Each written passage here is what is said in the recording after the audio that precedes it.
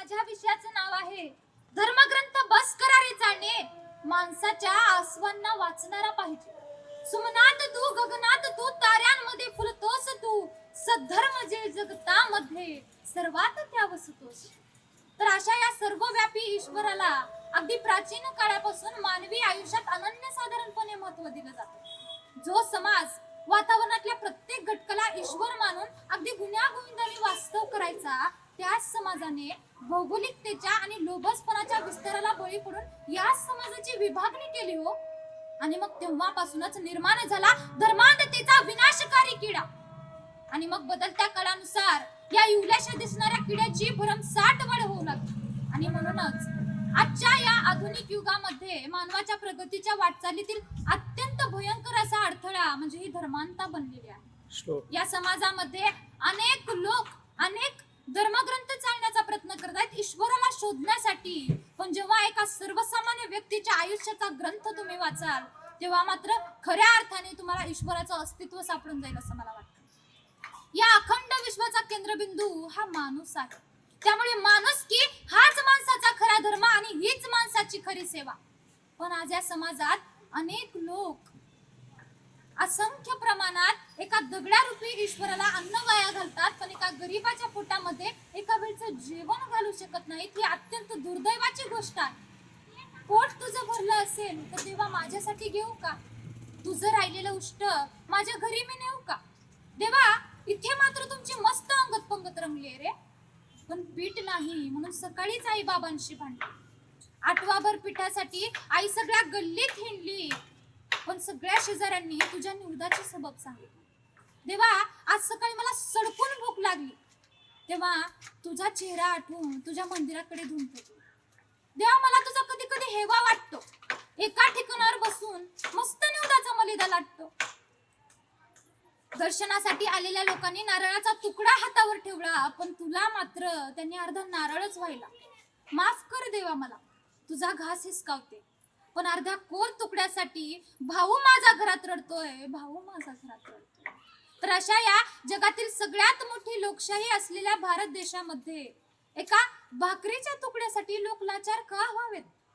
बाह्य प्रतिष्ठा मिळवण्याऐवजी एका गरीबाच्या पोटाच्या अन्नाची खळगी भागवणारा आणि त्यांचे आसवे पुसणारा व्यक्तीच खऱ्या अर्थाने या सृष्टीवरचा ईश्वर आणि या धरेवरचा सर्वश्रेष्ठ महारथी आहे. शूद्र हा या समाजातला एक असा घटक आहे ज्या समाजातल्या प्रत्येक व्यक्तीला अगदी प्राचीन काळापासून कुत्र्या मांजरासारखी वागणूक दिली जायची. जुना काळ किती हरामीचा होता. माणूस माणसाचा गुलाम होता. सवर्णांच्या घरामध्ये कुत्र्या मांजरांचा पाळ होता, पण आम्ही मात्र माणसासारखी माणसं असून सुद्धा आमच्या सावलीचा देखील यांना विटाळ होत होता. तर अशा या पीडितांच्या हक्काविरुद्ध लढा देण्याकरिता डॉक्टर बाबासाहेब आंबेडकर, महात्मा ज्योतिराव फुले असे थोर समाज सुधारक होऊन गेले, ज्यांच्या अतुलनीय कार्यामुळे आज देखील आपण त्यांना ईश्वरासमान पूजा करतो. सांग मग कोणाचे? भीमराव जातीचे की जणांचे? पक्षाच्या थव्याला आणि गाईच्या पाडसाला साऱ्याला स्पर्श होता, पण नव्हता माणसाला. चवदार तळ्याचे पाणी सर्वांकरिता खुले केले, सांग मग कोणाचे? भीमराव जातीचे की जणांचे? संविधानाचे सारे पाने वाचून काढ बाई, कित्येक जागल्या त्या राती, हे तुला का दिसत नाही? धर्म जात काही नव्हता, भले केले साऱ्या मनांचे, सांग मग कोणाचे? भीमराव जातीचे की जणांचे? साऱ्यांच्या कल्याणासाठी झिजवला त्यांनी देह, तरीही का होतो त्यांच्या कार्यावर संदेह? कार्य त्यांचे आखताना पुढ्यात शिवराय होते, सांग मग कोणाचे? भीमराव जातीचे की जणांचे? तर अशा या नेत्यांची सुद्धा आपण विभागणी करतो आहोत. डॉक्टर बाबासाहेब आंबेडकर म्हटलं की केवळ दलित समाजाचे नेतृत्व करणारे, शिवाजी महाराज म्हटले की केवळ मराठा समाजाचे नेतृत्व करणारे. अशा पद्धतीने आपण या ईश्वरारूपी नेत्यांची सुद्धा विभागणी करतो आहोत. ही अत्यंत लाजिरवाणी गोष्ट आहे. या समाजामध्ये कर्त्या सुधारकांपेक्षा बोलक्या सुधारकांची संख्या ही जास्त प्रमाणात दिसून येते. त्यामुळे आजच्या समाजाची ही अत्यंत निकडीची गरज आहे की या समाजामध्ये गरिबांच्या आसवांना पोचणारा आणि त्यांची व्यथा जाणून घेणाऱ्या समाजकर्त्यांची आणि पंतप्रधानांची निर्मिती व्हायला हवी. ज्या हाताने आपण धर्मांधतेच्या अंधकाराखाली एकमेकांचा जीव घेऊन रक्त वाहत आहोत, त्याच हाताने जर का या समाजातल्या माणूस म्हणून अस्तित्वात असणाऱ्या गरीब, लाचार आणि पीडित लोकांच्या आसमांना रोखण्यासाठी आपण हे हातभार लावले तर कदाचित या समाजाचा इतिहासच पालटून गेला असता. त्यामुळे बस करा धर्मग्रंथ चालणे, कारण या समाजामध्ये असणाऱ्या गरिबांच्या, पीडितांच्या, कामगारांच्या, विधवांच्या अशा कित्येक घटकांच्या हक्काविरुद्ध लढा देण्याकरिता डॉक्टर बाबासाहेब आंबेडकर, महात्मा ज्योतिराव फुले, महर्षी कर्वे, राजाराम मोहन राय असे थोर वीर परत वापस येऊ शकणार नाहीत. त्यामुळे धर्मग्रंथ चालणे बंद करा आणि माणसाच्या आसवांना पोसा. आपला इतिहास सांगतो, आजच्या आधुनिक युगामध्ये आज आपण जी काही प्रगती पाहतो आहोत, या प्रगतीचा पाया हा मध्ययुगाच्या अखेरच्या टप्प्यामध्ये रचला गेला, जिथं धर्मयुद्धाचा शेवट हे मानवी प्रगतीचं सर्वोत्तम कारण होतं. त्यामुळे आज जर का आपण धर्मग्रंथ चाळायचं थांबून माणसाच्या अश्रूंना पोसण्यासाठी हातभार लावला नाही तर कदाचित जगातील तिसरं महायुद्ध घडून प्रत्येक व्यक्तीच्या डोळ्यामधून रक्ताचे अश्रू व्हायला वेळ लागणार नाही. त्यामुळे मानसिकतेचं शस्त्र हातात घ्या, एकमेकांशी माणुसकीने वागा, आणि जेव्हा आपण एकमेकांशी माणुसकीने वागू तेव्हा आपोआपच एकमेकांचे अश्रू पोसायला लागू, आणि तेव्हा मात्र या समाजाला कुठल्याही धर्मग्रंथाला चाळायची गरज पडणार नाही. या समाजामध्ये आज आपण पाहतो आहोत की अनेक लोक राम मंदिर आणि बाबरी मशिदीच्या बांधणीसाठी भांडणे करताना दिसत आहेत. त्यामुळे आपण जर का त्याच ठिकाणी एखादं रुग्णालय किंवा आश्रमाची बांधणी केली तर कित्येक लोकांची अश्रू पुसले जाऊ शकतात. त्यामुळे जाता जाता एवढंच सांगेन, ना बनवाइए राम मंदिर, ना बनवाइए बाबरी मस्जिद, ना बनवाइए राम मंदिर, ना बनवाइए बाबरी मस्जिद, बनवाइए तो कोई अस्पताल या आश्रम जो हर एक गरीब की आंसू को पोछेगा, जो हर एक गरीब की आंसू को पोछेगा. धन्यवाद. मित्रांनो, सृष्टीचा हा कल्पना रम्य परंतु कल्पनातीत पसारा, याच पसाऱ्याच्या पिसाऱ्यात नाना रंगात रंगवून परमेश्वरी इच्छेचे गुण उकलण्यासाठी किंवा उखाडण्यासाठी मानवाच्या अहनिर्षत चाललेल्या धडपडी, याच धडपडीच्या आणि धकाकीच्या मामल्यात सत्ता प्रस्थापनार्थ चाललेले चुरशीचे सामने, हा संपूर्ण देखावा शांत चित्ताने आणि चिकित्सक दृष्टीने निरीक्षण करणाऱ्याला अखेर हेच लक्षात येतं की या संपूर्ण विश्वव्यापी खटाटोपाच्या चैतन्य शक्तीचा मूळ उगम, पृथ्वीच्या गोलाला हादरवून सोडणारा पॉवर डायनामो केवळ धर्म हीच संकल्पना आहे. कारण मानवी संस्कृतीला काळिमा फासणाऱ्या या संपूर्ण गतिशील इतिहासामध्ये केवळ धर्म हीच संकल्पना आपल्याला केंद्रस्थानी दिसते. आणि म्हणून आपल्याला कधी कधी धर्म ही संकल्पना गंजाड्याने निर्माण केलेली अफूची गोळी वाटणं साहजिकच आहे. परंतु गेल्या 2000 वर्षांपासून तिचा प्रभाव कमी झालेला आपल्याला दिसून येत नाही. मग धर्म आणि धर्मग्रंथांना सारून आपण खरोखरच माणसांची आसवे वाचू शकतो का? किंवा मग धर्मग्रंथांना वाचून त्यांना समजून त्यातल्या उणिवा दोष नाकारून आपण पुन्हा एकदा नव्याने मानवतेची मुहूर्तवेळ रोवू शकतो का? याच मुद्द्यांचा परामर्श घेण्यासाठी तुमच्या समोर उभा आहे मी जगताप प्रसाद देवीदास. विषय बोलतोय धर्मग्रंथ बस करारे चाळणे, माणसांच्या आसवांना वाचणारा पाहिजे. मित्रांनो, कवी अनंत राऊत यांच्या कवितेचा सखोल विचार केल्यावर निरीक्षणाअंती आपल्या लक्षात येतं की धर्मग्रंथांना चाळणाऱ्या डोळ्यांना माणसांच्या जाणीवेपेक्षा धर्माच्या अस्मिताच अधिक महत्वाच्या वाटतात. आणि म्हणून माणसाशी नाते नासविणाऱ्या धर्माच्या अस्मितांना टोकदार बनविणाऱ्या धर्मग्रंथांना चाळत बसण्यापेक्षा माणसांच्या जाणीवेला जाणणारा आणि माणसांच्या आसवांना समजणारा माणूस कवीला कवितेच्या माध्यमातून अपेक्षित आहे. परंतु मित्रांनो, माणसांच्या जाणीवेला जाणणारा आणि माणसांच्या आसवांना वाचणाऱ्या माणसाची जर का आपल्याला निर्मिती करायची असेल तर मला असं वाटतं धर्मग्रंथांना दूर सारून अजिबातच चालणार नाही. या उलट धर्मग्रंथांना वाचून त्यातले दोष आणि उणिवा समजून घेणं तितकंच महत्वाचं आहे. कारण सुप्रसिद्ध इतिहास तज्ञ आचार्य नरहर कुरुंदकर देखील असं म्हणतात की आम्हाला आमच्या धर्मग्रंथांचा इतका अभिमान का वाटतो? कारण आम्ही ते कधी वाचूनच पाहिलेली नसतात. जगात आज धर्मग्रंथांना न वाचता त्यांचा खोटा अभिमान बाळगणाऱ्या लोकांचीच संख्या जास्त प्रमाणात वाढली आहे. कारण जगातला प्रत्येक धर्म माणुसकीला मध्यस्थानी ठेवून निर्माण झालेला आहे. अगदी बौद्ध, जैन, ख्रिश्चन आणि हिंदू धर्मांचा पाया तर अहिंसेच्या पायावर उभारलेला आपल्याला दिसून येतो. जगात कट्टर आणि आक्रमक समजल्या जाणाऱ्या इस्लाम धर्मातही मोहम्मद पैगंबर पारा नंबर 22 आयत नंबर 28 आणि सफा नंबर 544 वर असं लिहितात, ला इल्लाह इल्लिल्लाह मुहम्मदुर रसूलुल्लाह, अर्थात या जगात ईश्वर एक आहे, देव एक आहे आणि प्रत्येकानंच मानवता जोपासली पाहिजे. हिंदू धर्मात देखील आर्य ज्या कर्माची स्तुती करतात तो धर्म आणि ज्याची निंदा करतात तो अधर्म, अशीच धर्माची व्याख्या केली आहे. पार्शर मुनी देखील सत्यालाच धर्म आणि धर्मालाच प्राण मानत असतात. एकीकडे बुद्धी सम्राट महामानव डॉक्टर बाबासाहेब आंबेडकर आयुष्यभर हिंदू धर्मातल्या चुकीच्या रूढी प्रथा परंपरांचा कडाडून विरोध करतात, तर दुसरीकडे सतसत विवेकी विचारांच्या पायावर उभारलेल्या बौद्ध धर्माचा ते स्वीकार करतात. महात्मा फुले देखील सर्वसाक्षी जगतपती, नकोच त्याला मध्यस्थी असं म्हणत सार्वजनिक सत्य धर्माची स्थापना करतात. अर्थात काय तर जगातला प्रत्येक तत्वज्ञ, विचारवंत, बुद्धिवंत धर्मग्रंथांना वाचून त्यातले दोष, उणिवा नाकारतो. मात्र जगातला कुठलाच बुद्धिवंत धर्म या संकल्पनेला पूर्णपणे नाकारत नाही. त्यामुळं धर्मग्रंथांना वाचून आपण माणसांची अश्रू सुद्धा वाचू शकतो, ही गोष्ट आपण लक्षात घेतली पाहिजे. परंतु मित्रांनो, ज्यावेळेस या धर्माच्या अस्मिता जाणीवपूर्वक इतर धर्माशी जोडल्या जातात, माझा धर्म श्रेष्ठ, त्याचा धर्म कनिष्ठ, अशा अभिनिवेशी चर्चा रंगविल्या जातात ना, तेव्हा मात्र आपल्याला धर्मग्रंथांच्या संदर्भासमोर मरून पडलेल्या माणसांचे मृतदेह देखील क्षुल्लक वाटायला लागतात. म्हणजे मला माहित नाही, इस्रायल, पॅलेस्टाईन आणि हमासच्या वादात अडकलेल्या जेरुसलेमच्या जमिनीवर कुराणानुसार मोहम्मद पैगंबर उडत्या घोड्यावरून उतरले होते का? आणि त्याच जेरुसलेमच्या मातीतून ते जन्नतला मार्गस्थ झाले होते का? किंवा मग याहुदींच्या हिब्रू बायबलनुसार त्याच जेरुसलेमच्या मातीत जगातला पहिला पुरुष म्हणजे ॲडमची उत्पत्ती झाली होती का? किंवा मग ईसाईंच्या बायबलनुसार त्याच जेरुसलेमच्या मातीत ईसा मसींनी शेवटचा उपदेश देऊन स्वतःच्या देहाचा त्याग केला होता का?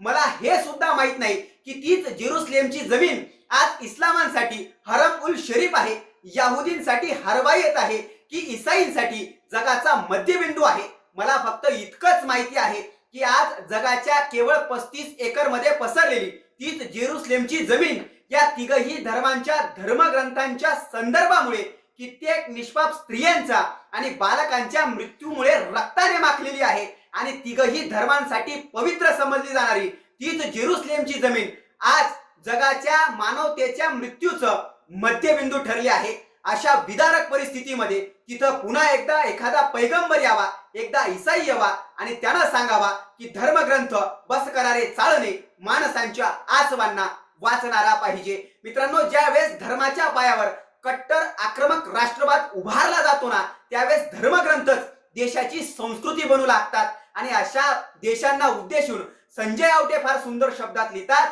की जगातला प्रत्येक धर्म पहिले हल्ला करतो बुद्धावर, नंतर बाईला बुरख्यात बांधून निघतो पुढच्या युद्धावर. जगात धर्मग्रंथ हजारो वर्षांपासून माणसाची सवय बनली आहे, म्हणून ते आज आपल्या आयुष्यात असणं गैर नाही. मात्र धर्माच्या नावावर धर्मग्रंथांच्या माध्यमातून सर्वसामान्यांना जे विचारलं जातं त्याला सर्वसामान्यांनी प्रतिप्रश्न विचारणं गरजेचं आहे. अर्थात धर्माच्या नावावर धर्मग्रंथांकडून येणारे फतवे हे रॉंग नंबर कडून तर येत नाही ना. याचा ज्यावेळेस आपण सतसत विवेक बुद्धीने विचार करू ना, त्यावेळेसच आपल्याला माणसांची अश्रू आणि दुःख वाचता येतील आणि ती आपण वाचली पाहिजेत. एवढाच आशावाद. मनपूर्वक धन्यवाद. अंगारा लावून धर्माचा संबळ वाजवून हिंदू, मुस्लिम, ख्रिश्चन, शीख, जैन या सगळ्यातच आपण झुलत राहतो. इथं धर्मग्रंथ चाळून धर्मातली माणसं तारली जात आहेत, धर्मातली माणसं मारली सुद्धा जात आहेत. यातून माणसांच्या अश्रूंना समजून घेणारा धर्माचा खरा अर्थ भरकटू लागलाय. माणुसकीची लपतरा आता फरफटू लागलीत. म्हणजे माणसांच्या आसवांना वाचणारे डोळे आज फोडले जात आहेत. माणसांच्या मनात जागृतीची बीज पेरून प्रबोधनाचे दाणे टाकणारे आणि माणसाचे अश्रू पुसणारे हात आज ह्याच धर्मग्रंथ वाचणाऱ्यांच्या व्यवस्थेत कलम केले जात आहेत. सत्य अहिंसेची विचारसरणी मांडणारे गांधी, विवेकवादाचा आवाज बुलंद करणारे डॉक्टर नरेंद्र दाभोळकर, असत्याचा पंचनामा करून सत्याचा जाहीरनामा मांडणारे कॉम्रेड गोविंद पानसरे आणि जनसामान्यांना डोळस बनवून बुद्धिप्रामाण्यवाद शिकवणारे कलबुर्गी अशा माणसांचे अश्रू वाचणाऱ्या विचारवंतांवरती आणि साहित्यकारांवरती गोळ्या घालून हत्या केल्या जात आहेत. मग पुन्हा एकदा धर्माच्या नावाखाली अधर्माची केंद्र उभी करून स्वतःची सत्ता गाजवण्याचा प्रयत्न तर केला जात नाहीये ना. म्हणूनच नमस्कार, मी शैलेश सुगंधा बाळकृष्ण कोंडसकर आपल्या समोरून विषय मांडतोय, धर्मग्रंथ बस करारे चाळणे, माणसांच्या आसवांना वाचणारा पाहिजे. मित्रांनो, विचारवंत साहित्यिक हे मनोरंजनाचे साधन असतात. ते शब्द कृतींचे ईश्वर असतात. त्यांनी फक्त माणसांचं मनोरंजन करायचं असतं. त्यांनी फक्त चित्र काढायचे असतात, शिल्प कोरायचे असतात, मैफिली सजवायच्या असतात, चंद्र ताऱ्यांशी शाब्दिक खेळ करायचे असतात, चांदणे अंगणात आणून अगदी सूर्याला सुद्धा मिठी मारायची असते. व्यवस्थेचं हे असंच गुणगान गात गात या व्यवस्थेच्या रखवालदारांची हुजरेगिरी सुद्धा करायची असते. हाच या व्यवस्थेचा अलिखित नियम असतो. पण त्यांच्या साहित्यातून जर का या व्यवस्थेच्या विरोधात उद्गार आले तर अशा विचारवंतांना आयुष्यातनं उठवलं जातं. मग शंभुकापासनं एकलव्यापर्यंत आणि चोखोबापासनं तुकोबांपर्यंत माणसांच्या अश्रूंना वाचणाऱ्यांचा आवाज हाणून पाडणाऱ्या उन्मत्त निरोंच्या परंपरा इथे उभ्या राहतात. मग कुराणात कधी जिहादच्या स्वरूपात, बायबलमध्ये क्रुसेडच्या स्वरूपात आणि रामायण महाभारतासारख्या धर्मग्रंथांमध्ये धर्माच्या नावाखाली अधर्माच्या कथानकात हेच ईश्वराचे अनुयायी एकवटताना आम्हाला दिसून येतात. मित्रांनो, विवेक हा जरी मारता येत नसला तरी त्याला रोखण्याचा प्रयत्न इथं जरूर केला जातो. तो कधी मौखिक परंपरेचे नवजागरीकरण करणाऱ्या सॉक्रेटिसला विष पाजून केला जातो, तर चिनी सम्राटाच्या आदेशावरून कन्फ्युसियसची पुस्तके जाळण्याच्या प्रयत्नातनं त्याचा विरोध केला जातो. आणि 120 कोटी पुरोगामी वचनं असणाऱ्या महात्मा बसवेश्वर यांच्या वचन भंडाराला आग लावून त्याचा विरोध केला जातो. मग हे सगळं माणसांचे अश्रू वाचणाऱ्या माणसांच्या सत्तेचं हत्येचं सत्र रोहित वेमुला, पायल तडवी यांच्यापर्यंत येऊन पोहोचतं. कारण माणसांचे आसव पुसणारी हीच माणसं आणि हेच दस्तऐवज या धर्मग्रंथात मग्न झालेल्या व्यवस्थेला कधीच नको असतात. मग या व्यवस्थेला हवे असतात ते चिकित्सा शून्य माणसांचे जत्ते. आज सगळेच धर्मग्रंथ जरी समतेची भाषा बोलत असले तर या सगळ्यांच्याच खाली आता असुरक्षिततेची भावना वाढत आहे. विचारांचे साचे तयार करून आमच्या मेंदूमध्ये बसवले जात आहेत. माणसांचे अश्रू कळण्या इतके निरक्षर केले जात आहे. मग कवी मेहबूब शेख म्हणतात जसे, जो इस पागलपन में शामिल नहीं होंगे मारे जाएंगे, कट घरे में खड़े किए जाएंगे मारे जाएंगे, जब जब सच बोलेंगे विरोध में बोलेंगे मारे जाएंगे. मित्रांनो, एक वेळ गुद्द्यांची लढाई गुद्द्यांनी लढली जावी ही गोष्ट मला मान्य आहे. पण आता धर्मग्रंथातील मुद्द्यांची लढाई गुद्द्यांनी लढली जात आहे, हे मात्र आमचं दुर्दैव म्हणावं लागेल. मग आज काळाच्या गर्भामध्ये माणसाच्या मनामध्ये माणसं वाचणारी पुस्तकं पेरण्याऐवजी माणसांच्या मनात सहिष्णुतेचे, समभावाचे, अहिंसेचे विचार पेरण्याऐवजी माणसाच्या मनात माणूस मारण्याचे रसायन पेरणाऱ्या प्रयोगशाळा निर्माण झाल्या आहेत. कारण माणूस मारणाऱ्या ह्या क्रूर कर्म्यांना कुठलाच धर्म नसतो, कुठलीच जात नसते, कुठलीच संस्कृती सुद्धा नसते आणि ती माणसं सुद्धा नसतात. ते असतात फक्त माणसांचे सत्व हिरावून घेणारे टोळधाड. मित्रांनो, ते सांगू लागलेत आता तावाने काय खाऊ नये ते. पण पोट भरायला काहीच नसणाऱ्यांच्या ताटात कधीच वाढत नाही चतकोर सुद्धा. ते देऊ लागले त्यांच्या विचारांना एकेरी दुहेरी अवतरण चिन्ह, जाळून टाकू लागले आहेत विचारलेले प्रश्नचिन्ह आणि पेरू लागलेत स्वतःचीच दुःखांची आसव न कळणारी उद्गार चिन्ह. पुरातन गुहांमध्ये रमू लागलाय अशांचाच जीव अवगत करून अनाकलनीय क्लिष्ट लिप्या. पण अशांना कधीच कळत नसते माणसांच्या आसवांची भाषा. मित्रांनो, जग जिंकायला निघालेला विल्यम बिस्मार्क सुद्धा म्हणाला होता की जी माणसं विवेकासोबत विवेकाने, विचारांसोबत विचाराने लढत नसतात अशी माणसं नसतात, अशी माणसं नपुंसक असतात. मला वाटतं धर्मग्रंथ चाळून माणसांच्या आसवांचा अर्थ आपल्याला लागत नसेल ना, तर आपण नक्की कोणत्या मार्गावरती चाललो आहोत हा मित्रांनो फार मोठा प्रश्न आहे.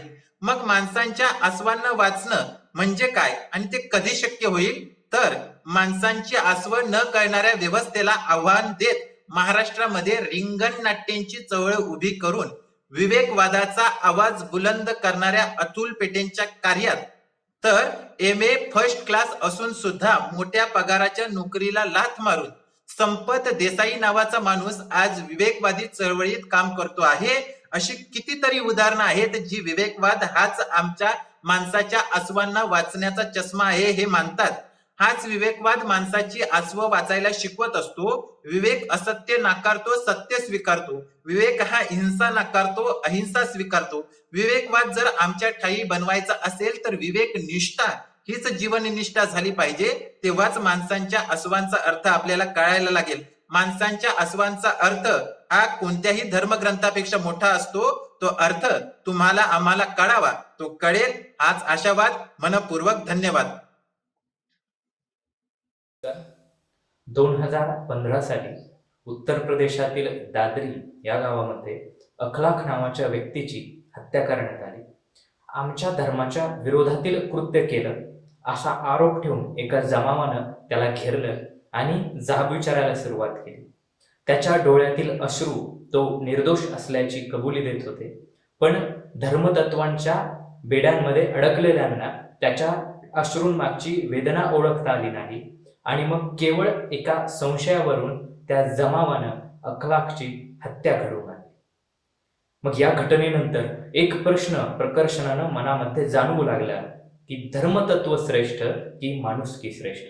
मग 21व्या शतकातील तरुण या नात्यानं मी जेव्हा त्या सगळ्या घटनाक्रमाकडे पाहतो तेव्हा मला वाटतं की धर्मतत्वांपेक्षा माणुसकीच्या तत्वांचं पारडं निश्चितच जड आहे. आणि मग मला त्या धर्मांध शक्तींना सांगावं असं वाटतं की धर्मतत्व माणुसकीसाठी बाजूला ठेवा.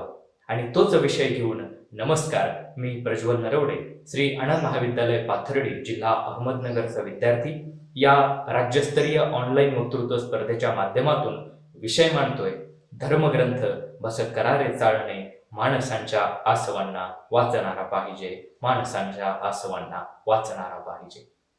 धर्म हा शब्द जरी कानावर पडला तरी आम्ही सगळे कान टवकारून ऐकायला लागतो की आता हा व्यक्ती त्या धर्माच्या नावापुढे काय बोलणार आहे.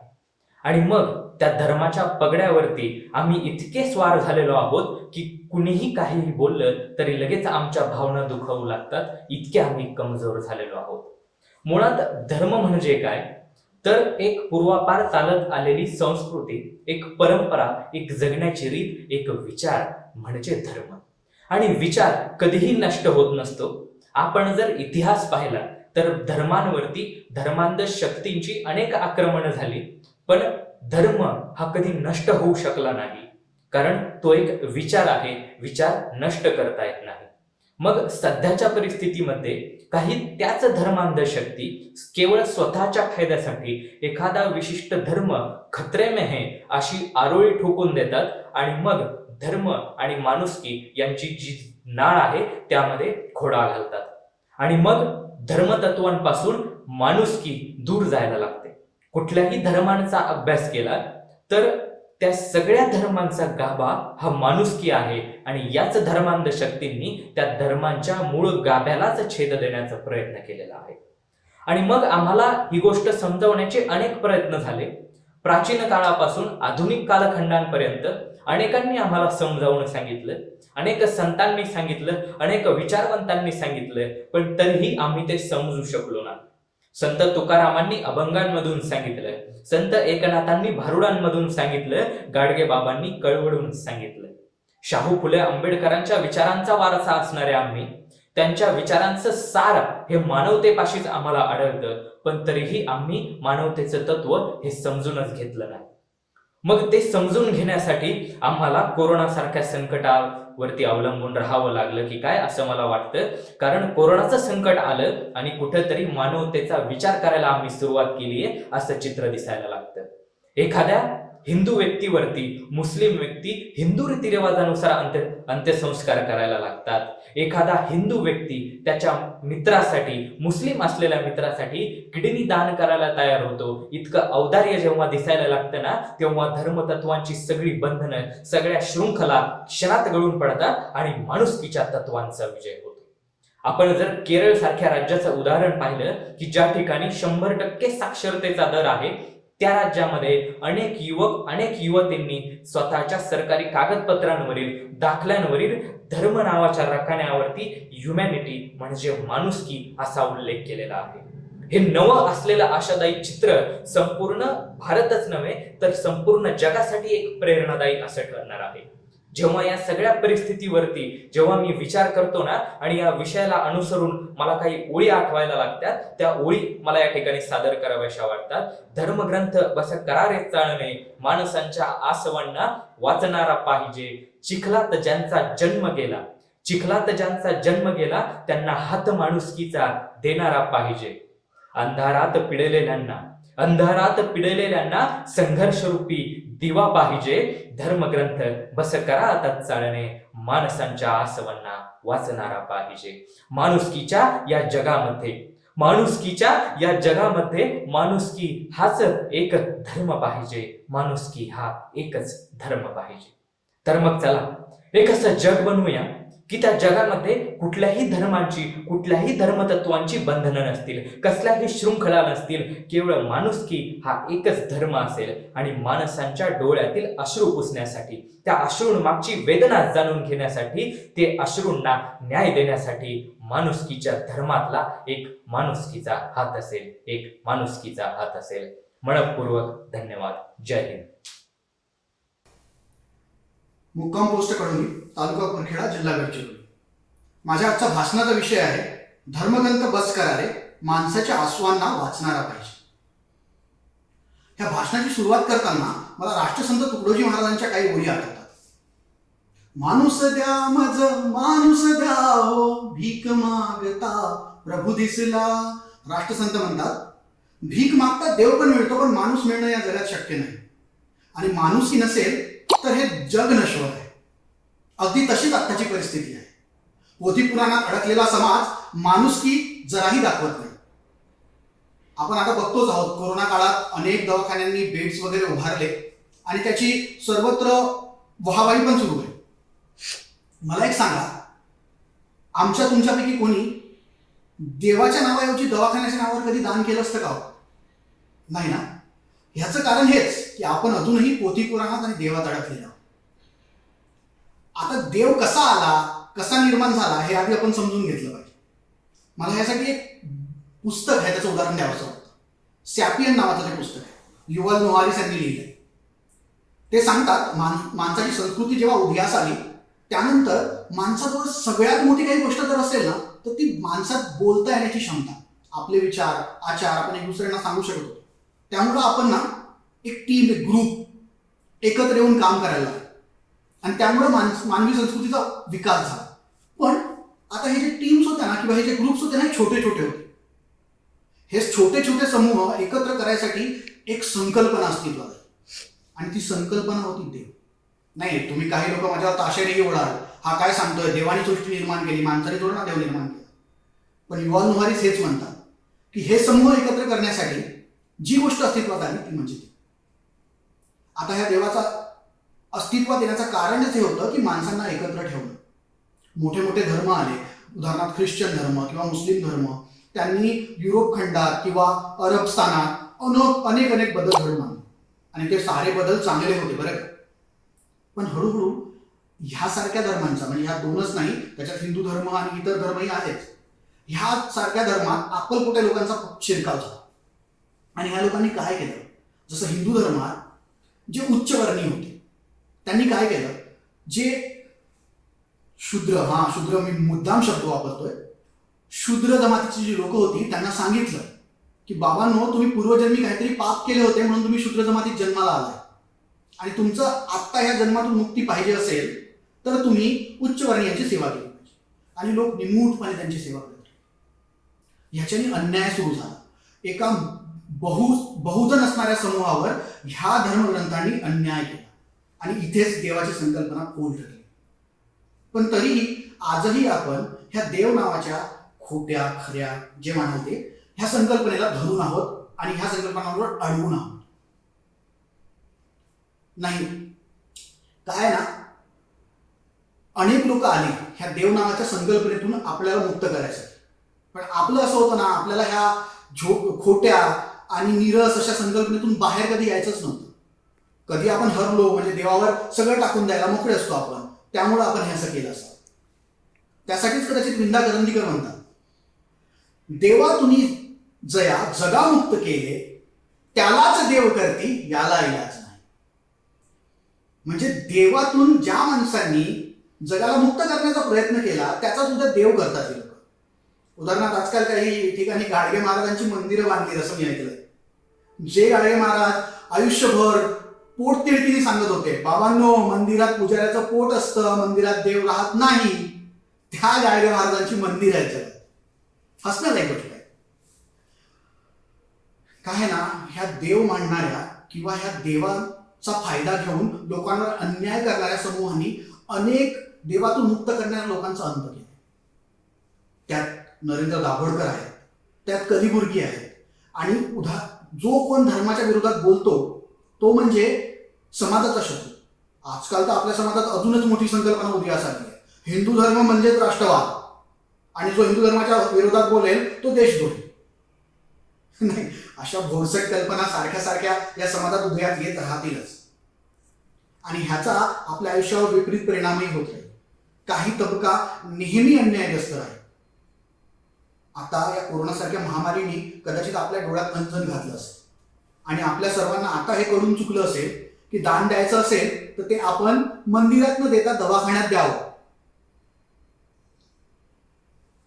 ह्या भाषणाचा शेवट अजून खूप चांगला होऊ शकतो, पण ह्या ओळींसारखा शेवट मला कदाचित शोधूनही सापडणार नाही, म्हणून मी ह्या ओळी मुद्दाम वापरतोय.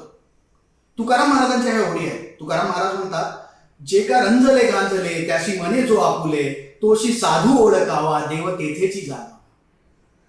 नेमका जो भाषणाचा विषय आहे तो हाच.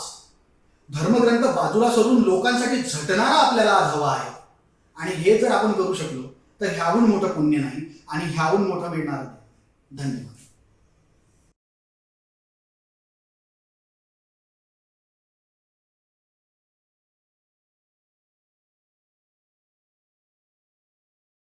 भाषणाची सुरुवात एका घटनेपासून करणं योग्य वाटतं. कुटुंबातील सर्व सदस्य रुग्णालयात दाखल, माऊली घरात येतो. हिंदू कुटुंब बर का. त्या माऊलीचं निधन झालं आणि जवळच्यांनी देखील पाठ फिरवली, पण त्याच वेळी त्याच परिसरातल्या 4 मुस्लिम बांधवांनी तिच्यावर अंत्यसंस्कार केले. मग प्रश्न असा उभा राहतो की आता कुठं गेला धर्मपंथ? या धर्मपंथांच्या पलीकडे देखील एक जग आहे. निव्वळ हात जोडून, कॅन्डल्स लावून, दुआ करून जर गोष्टी शक्य होत असत्या तर आज एका रोगाविरुद्ध लढण्यासाठी हजारो शास्त्रज्ञांना, लाखो डॉक्टरांना प्रयत्नाची पराकाष्ठा करावी लागली असते. आज धर्म निभावत असताना माणसांच्या दुःखांची सहृदय होणारी माणसं समाजात खूप कमी शिल्लक आहेत. आणि मग डोक्यात प्रश्न निर्माण झाला, धर्मग्रंथ बास करारे चालणं माणसांची आसवे वाचणारा पाहिजे.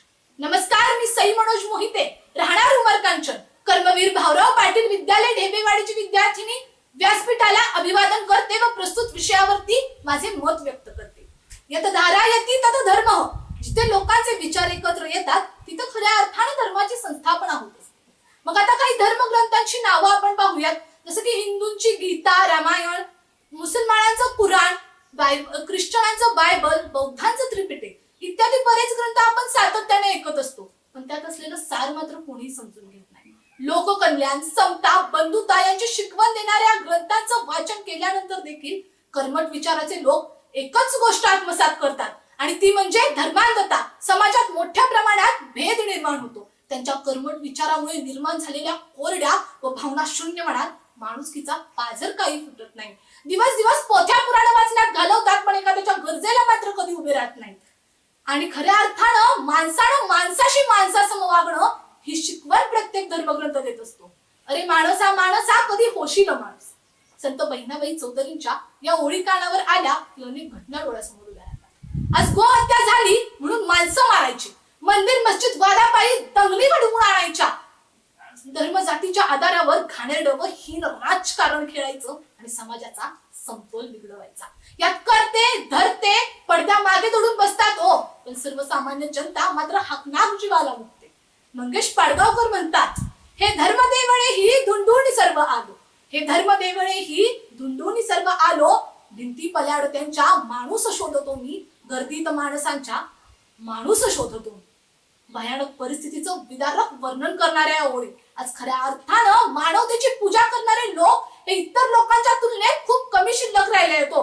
म्हणजे अर्थ असा होतो का की चांगले माणसंच नाही? आज कोरोना परिस्थितीत डॉक्टर असावेत, आरोग्य कर्मचारी, सफाई कामगार असू देत, अथवा पोलीस समाजाची सेवा करतायत, माणसांचे दुःख दूर करण्याचा प्रयत्न करतायत, त्यांची आसवे वाचतायत. मग या कर्मकांडात बुडणाऱ्यांपेक्षा मानवता जाणणाऱ्या लोकांची आपल्या समाजात सर्वाधिक गरज आहे. आज धर्मांधतेमुळे भारत विकसनशील या टप्प्यावरच स्थिरावला आहे. आज जितक्या प्रकर्षाने आपण धार्मिक स्थळांसाठी लढतो, तितक्या प्रकर्षाने कधी शाळा हॉस्पिटलसाठी लढलेला आठवतंय का? धर्मग्रंथ वाचा म्हणजे स्वर्गात जागा मिळेल, या भोबड्या आशेपायी अनेक लोक ह्याच्या अति आहारी जातात. निश्चितच धर्मग्रंथ मनाला नैतिक अधिष्ठान मिळवून देतात, पण याचं वाचन केलंच पाहिजे. परंतु तत्वांच्या अति आहारी जाऊन मानवता विसरून चालणार नाही. ऐक्य बल समाजस्य तद्भावेस दुर्बल तस्मात् ऐक्य प्रशंसन्ति दृढ राष्ट्र हितैषिणः.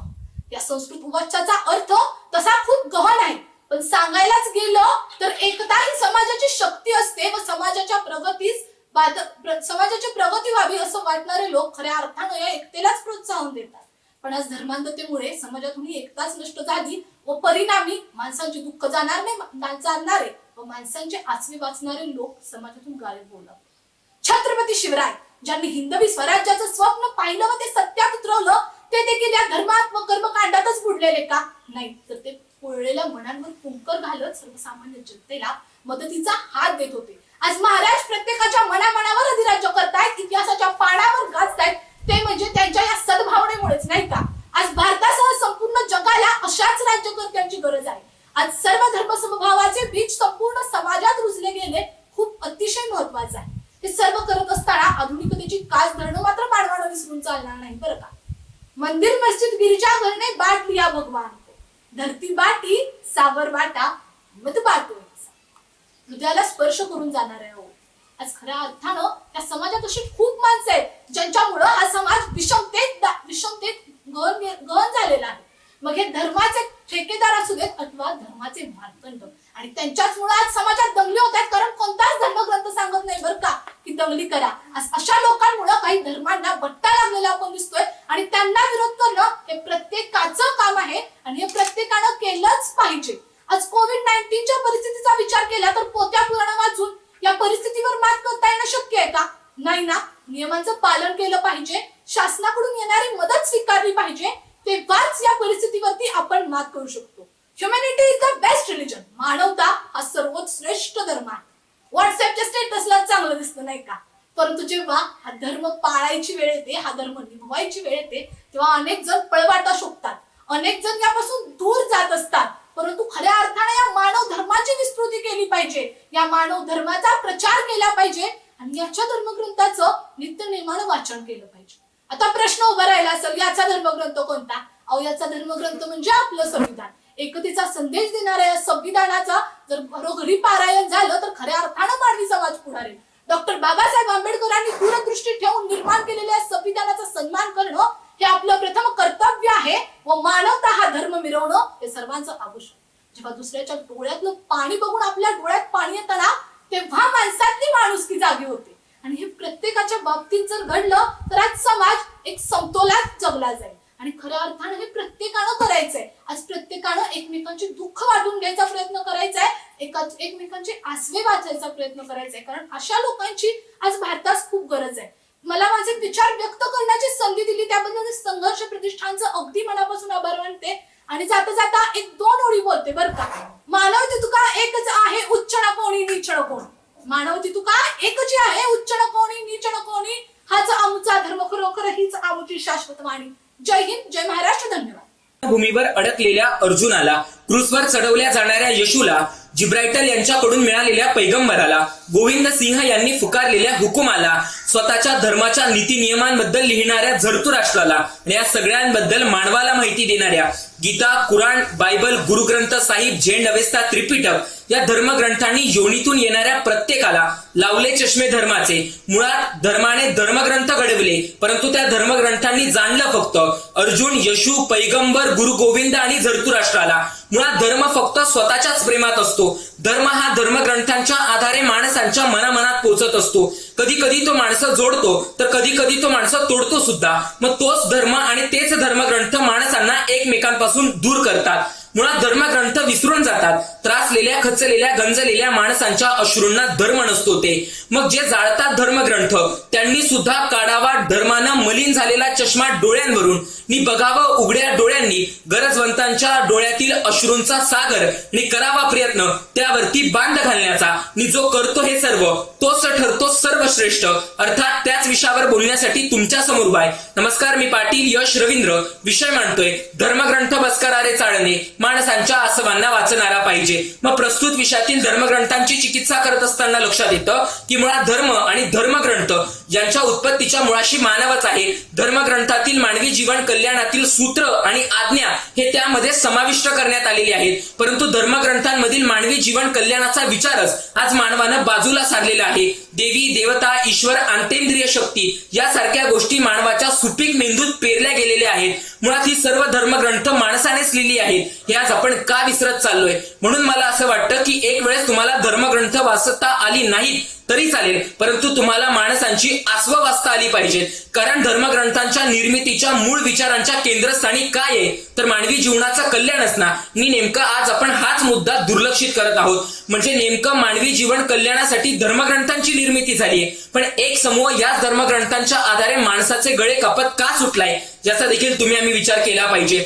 अहो बघा ना, एकीकडे इस्लाम आणि कुराण म्हटलं की त्याचा खरा अर्थ शांतता सांगितला जातो, पण दुसऱ्या बाजूला हजरत निजामुद्दीन धर्मप्रसारासाठी हातात तलवारी घेतात आणि कित्येक लोकांच्या कत्तली करायला लागतात. इस्लामच्या जातीवादाच्या संघर्षातून आज इस्रायल पॅलेस्टाईन मध्ये देखील वाद सुरू झालेला आहे. तिथे देखील कित्येक लोक मृत्युमुखी पडत आहेत. म्हणजे धर्माचा जोर उरावर घेऊन वार करायचे, तिथल्या अनाथ बालकांना स्वतःचा जीव वाचवण्याची संधी देखील द्यायची नाही, तेव्हा खऱ्या अर्थानं वाटू लागतं धर्मग्रंथ बसकरारे चाळणे, माणसांच्या आसवांना वाचणारा पाहिजे. मग नुसतं इस्रायल पॅलेस्टाईनचा वाद नाही तर श्रीलंकेमधील मुस्लिम विरोधात बोडुबल सेना, म्यानमार मधील असीम मिरुथू असेल किंवा मागील वर्षी फ्रान्स मधील संघर्ष असेल, या सर्व प्रकरणांमध्ये धर्म आणि धर्मग्रंथांच्या नावाखाली माणूस का चिरडला जातोय. म्हणजे मानवी जीवनापेक्षा धर्मग्रंथांचे प्राबल्य वाढत जाणे हे येणाऱ्या काळातील अटळ संघर्षाचं प्रतीक आहे. ज्यावेळी मी भारताचा विचार करू लागतो त्यावेळी लक्षात येतं की भारतामध्ये हिंदू धर्मीय लोकसंख्या अधिक आहे. हिंदूंचा धर्मग्रंथ गीता, या गीतेमध्ये कुठेच हिंदू या शब्दाचा उल्लेख केला गेलेला नाहीये. गीतेमध्ये धर्म हा शब्द कर्तव्य म्हणून वापरण्यात आला आहे. मग वर्षानुवर्षापासून गीता चालणाऱ्या किती लोकांना याबाबतची माहिती आहे. अहो बघा ना, ज्यानं प्रत्यक्ष कुरुक्षेत्रावर गीता ऐकली त्या अर्जुनाला देखील पुढे स्वर्ग प्राप्त झाला नव्हता, परंतु दुसऱ्या बाजूला दान हाच ज्याचा धर्म होता, ज्यानं आयुष्यभर माणसांची आसवं वाचण्याचं काम केलं, तो करणं आजही माणसांच्या मनात अमर आहे. हा खूप मोठा विरोधाभास आहे. सांगण्याचं तात्पर्य इतकंच की आम्हाला आज धर्मग्रंथ चालणारा अर्जुन नकोय, तर माणसांची आसवा वाचणारा कर्ण हवाय. इसवी सन पूर्व 2 आणि 3 मध्ये मनु आणि भृग यांच्यामधील धर्मावरील संवाद ज्या ग्रंथात लिहिला आहे तो म्हणजे मनुस्मृती. या मनुस्मृतीमधील 9व्या अध्यायात कोणतीही स्त्री स्वातंत्र्य योग्य नाही असं सांगण्यात आलेलं आहे. मुस्लिम धर्मग्रंथातही 3 तलाक विषयी लिहिण्यात आलेला आहे. म्हणजे ही सर्व धर्मग्रंथ स्त्रियांना माणूस या चौकटीतून बघत नाही का. म्हणजे ज्यावेळी बाबासाहेब आंबेडकरांनी मनुस्मृती जाळली होती तेव्हा खऱ्या अर्थानं बाबासाहेब आंबेडकर मला माणसांची आसवं वाचणारे वाटू लागतात. इतकंच नाही, गुलाम आणि गुलाम करणाऱ्यांचा धर्म एक नसतो. या पुस्तकामध्ये आहस आणून ते असं लिहितात की संत तुकाराम महाराजांविषयी आमच्या मनात अत्यंतिक आदर आहे, परंतु त्यांची गाथा बुडवण्यास कारणीभूत ठरणारे धर्मग्रंथ हे आपले तारणदाते कसे असू शकतात याचा देखील तुम्ही आम्ही विचार केला पाहिजे. मग मित्रांनो, इतकंच नाही, मला असं वाटतं की धर्मग्रंथ आणि धर्मगुरू यांनी सांगितलेली कोणतीही गोष्ट स्वीकारण्याआधी तिची चिकित्सा करा. त्यातून मानवी जीवनाचं कल्याण होणार असेल, मानवाचं दुःख दूर होणार असेल तरच ती गोष्ट स्वीकारा. आणि जर तुम्हाला आज माणसाची आसवं वाचवायची असेल तर तुम्हाला आज मानवता धर्म रुजवण्याची गरज आहे. ख्वाजा महिमुद्दीन चिश्ती त्यांच्या कव्वालीत म्हणतात, मी गीता वाचली तिथे तो मला मिळाला नाही, मी बायबल वाचलं तिथे तो मला मिळाला नाही, मी कुराण चाळलं तिथे देखील तो मला मिळाला नाही, पण ज्यावेळी मी माणसाचं दुःख वाचलं आणि ती दुःख दूर केली त्यावेळी तिथे तो मला मिळाला. म्हणून तर अनंत राऊतांनी म्हणून ठेवलंय ना की बसकरारे धर्मग्रंथ चाळणे, माणसांच्या आसवांना वाचणारा पाहिजे. मित्रांनो, इतकंच नाही, उत्तर कर्नाटकातील हुबळी जिल्ह्यातील गदग या गावात लिंगायत समाजानं धर्मग्रंथ बाजूला सारत दिवान शरीफ रहमान मुल्ला या गरीब मुसलमान युवकाला मुरुग राजेंद्र कोरेनाश्वर शांतीधाम मठाचा मुख्य पुजारी नेमला आहे. म्हणजे माणसाची आसवं वाचता वाचता या लिंगायत समाजानं सर्व धर्म समभावाची शिकवण दिलेली आहे.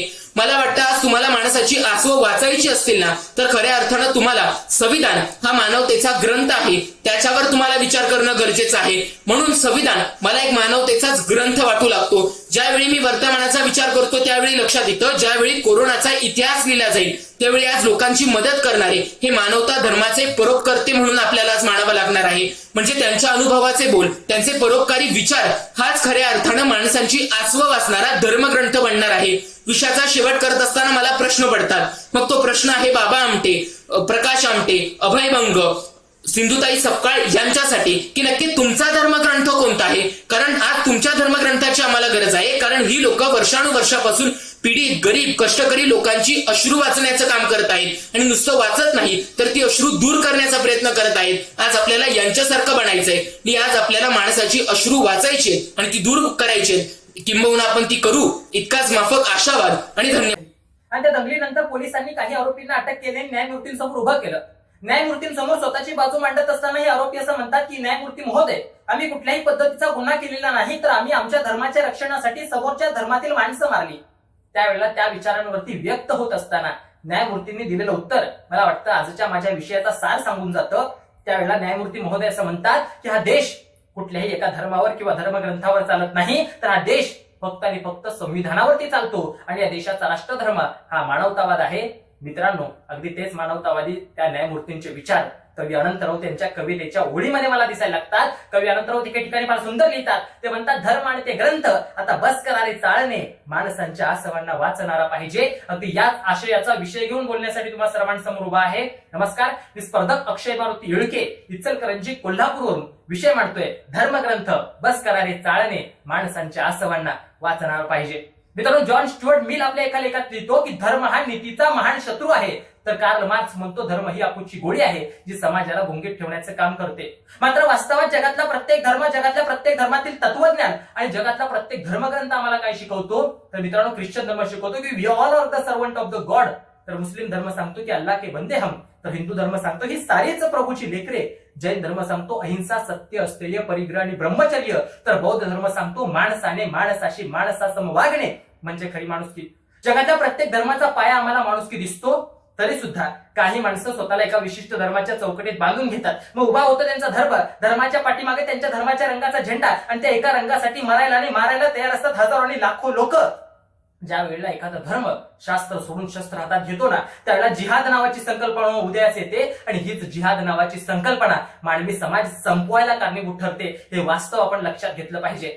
मित्रांनो, पिढ्या परंपरागत आपण जर पाहिलं तर पिढ्यानपिढ्या संबंध जगामध्ये अनेक लोकांवरती धर्म, जात, वंश, पंथ, प्रांत, वर्ण या सगळ्यांच्या नावाखाली कुठं ना कुठं शोषण होतं. अनेकांना अजूनही या शोषणाच्या साखळदंडांमध्ये जखडून ठेवलेलं पाहायला मिळतं आणि या साखळदंडातून बाजूला काढत अनेकांचे अश्रू पुसण्याचं काम जी माणसं करतात त्यांच्या वाट्याला नेमकं काय येतं, तर नरेंद्र दाभोळकर जात पंचायती विरोधात आवाज उचलतात म्हणून त्यांना संपवण्यात येतं. पानसरे खरा इतिहास समोर आणण्याचा प्रयत्न करतात, त्यांना संपवण्यात येतं. कलबुर्गी, गौरी लंकेश अनेकांचे अश्रू वाचण्याचं काम करतात, त्यांना संपवण्यात येतं. सॉक्रेटिसांना विषाचा प्याला देण्यात येतो, येशू ख्रिस्तांना टांगण्यात येतं, बसवेश्वरांचं साहित्य पेटवण्यात येतं आणि तुकोबांच्या गाथा पाण्यात बुडवण्यात येतात. म्हणजे जी माणसं धर्माची चिकित्सा करतात ना, त्या माणसांना संपवण्याचं काम गेल्या कित्येक काळापासून आजही या समाज व्यवस्थेमध्ये होताना तुम्हाला आणि मला पाहायला मिळतंय. मित्रांनो, मुळात आम्हाला धर्मच कळालाय का हा मोठा प्रश्न आहे. धर्म इरावती कर्वे फार सुंदर सांगतात की धर्म म्हणजे काय आहे. ते म्हणतात, धारायती इति धर्म, म्हणजे जो तुम्ही आम्ही धारण करतोय तो आपला धर्म असला पाहिजे. मी विद्यार्थी आहे तर अध्ययन करणे माझा धर्म झाला.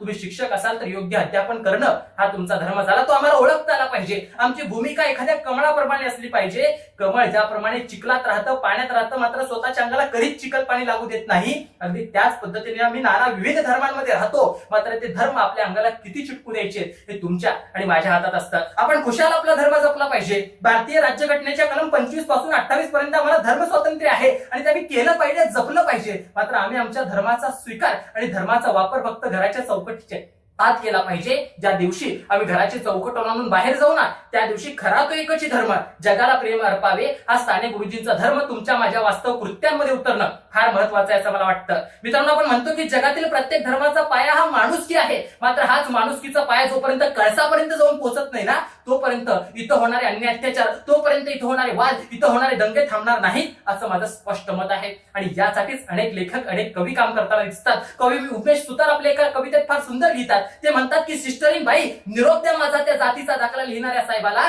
की जात आणि धर्माचा रकाना रिकामाच सोड म्हणावं. आणि अगदी हेच विचार वास्तवात सुद्धा उतरवताना अनेक जण दिसतात. आणि राजन खान सारखा साहित्यिक स्वतःच्या मुलाच्या जातीच्या दाखल्यावरती जात माणूस आणि धर्म माणूस की लिहिताना मला दिसायला लागतो आणि वास्तवात उतरवताना दिसायला लागतो. अगदी मला वाटतं हे विचार आपण देखील वास्तवात उतरवणं तितकंच गरजेचं आहे. ज्यावेळेला परंपरागत आपण बघतोय अनेकांवरती अन्याय त्याच्या होतो, मात्र त्या काळांवरती त्याच लोकांचे अश्रू पुसण्याचं काम देखील अनेकांनी केलं. इतिहासात जर पाहिलं तर तथागत गौतम बुद्ध असतील, भगवान महावीर असतील किंवा मग तुकोबाराय ज्ञानेश्वर माऊलींनी तर अनेकांच्या व्यथा आपल्या साहित्यातून मांडल्या. आणि छत्रपती शिवाजी महाराज शंभूराजांनी तर त्या व्यथा दूर करण्याचं काम केलं होतं. आणि 19व्या-20व्या शतकामध्ये जर आपण पाहिलं तर फुले शाहू आंबेडकर असतील किंवा राजा राममोहन रॉय असतील किंवा अण्णाभाऊ साठे असतील, यांनी अनेकांचे अश्रू वाचण्याचं काम केलं, ते पुसण्याचं काम केलं आणि ते मांडण्याचं सुद्धा काम केलं. आणि आता 21व्या शतकात आपल्या महाराष्ट्राचा जर विचार केला तर पुण्यामधलं अवचट नावाचं दाम्पत्य, तिथली व्यसनाधीनता दूर झाली पाहिजे, अनेकांच्या घरामध्ये सुख आलं पाहिजे, याच्यासाठी प्रयत्न करतं. तर सोलापूर मधलं देशपांडे नावाचं दाम्पत्य विदर्भात जातं आणि अनेकांचे पाण्याचे प्रश्न सोडवताना दिसायला लागतं. बाबा आमटे असतील, प्रकाश बाबा आमटे असतील, स्वतःचं संपूर्ण आयुष्य त्या आदिवासी पाड्यांमधील त्या लोकांसाठी खर्ची घालतात. आणि डॉक्टर अभय बंग अनेक लहान लहान किंवा मुलांवरती उपचार त्या गडचिरोलीमध्ये करताना दिसतात. आणि सिंधुताईसारखी माय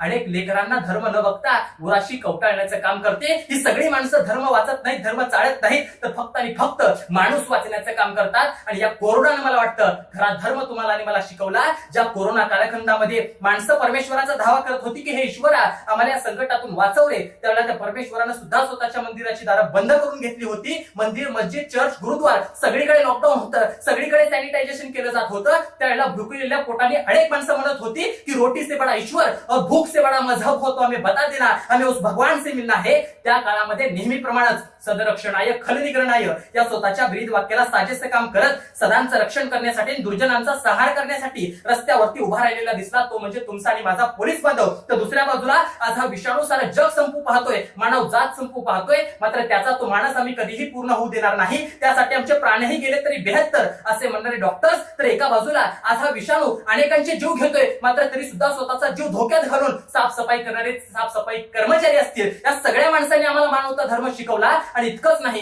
तर ज्या काळामध्ये माणसांना रक्ताचा तुटवडा निर्माण होत होता, त्यावेळेला कुठलाच धर्म बघून रक्त घेतलं जात नव्हतं, तर त्यावेळेला इतर धर्मातील माणसं सुद्धा माणूस म्हणून रक्तदान करत होती. आणि तीच रक्तदान करणारी माणसं मला खरा धर्म शिकून जात होती. ज्यावेळेला ऑक्सिजन लोकांना मिळत नव्हतं त्यावेळेला स्वतःच्या गाड्या विकून ऑक्सिजन सिलेंडर दवाखान्याला देणारी माणसं दिसत होती. त्यांच्यामध्ये मला खरा धर्म दिसला. तो धर्म जर आम्ही ओळखला आणि वास्तव कृत्यांमध्ये उतरवण्याचा प्रयत्न केला ना आम्ही, तर आम्हाला कुठलाच धर्मग्रंथ चालण्याची गरज नाही असं माझं स्पष्ट मत आहे. तो तुम्ही उतरवाल हाच इतका आशावाद व्यक्त करतो. आणि शेवटी इतकंच, हीच आमची प्रार्थना आणि हेच आमचे मागणे की माणसाने माणसाशी माणसासम वागणे. मनपूर्वक धन्यवाद.